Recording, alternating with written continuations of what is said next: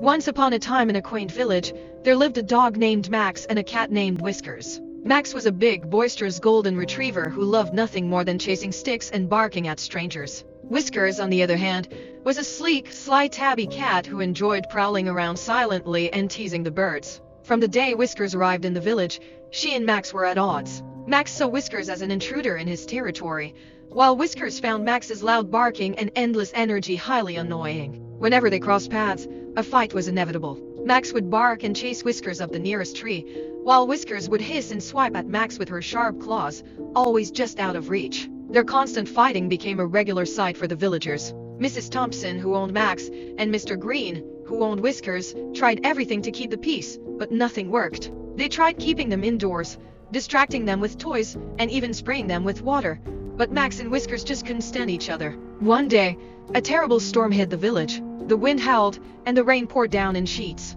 Trees were uprooted, and the village river began to overflow. Amidst the chaos, Max and Whiskers found themselves outside, unable to get back to their respective homes. They both sought shelter in an old abandoned barn on the edge of the village. Inside the barn, it was dark and cold. The wind rattled the wooden beams, and water leaked through the roof. Max and Whiskers, despite their differences, were frightened. They huddled in separate corners, casting wary glances at each other. As the night wore on, the storm showed no signs of letting up. A loud crack of thunder shook the barn, and a section of the roof caved in, trapping Max's paw under a heavy beam. Max whimpered in pain, struggling to free himself. Whiskers watched from her corner, torn between her dislike for Max and her instinct to help. After a moment, Whiskers crept cautiously over to Max. She could see that he was in serious trouble. Using her sharp claws and nimble paws, Whiskers managed to move the smaller pieces of debris away, allowing Max to wriggle free. Max licked his paw gratefully and looked at Whiskers with a newfound respect. The two animals huddled together for warmth,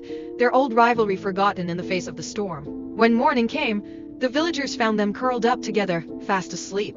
Mrs. Thompson and Mr. Green were astonished to see the two enemies so close. From that day on, Max and Whiskers were inseparable. They still had their differences, but the storm had shown them that they could be stronger together. Max no longer chased Whiskers up trees, and Whiskers stopped teasing Max with her claws. Instead, they spent their days exploring the village side by side, a testament to the power of unexpected friendships.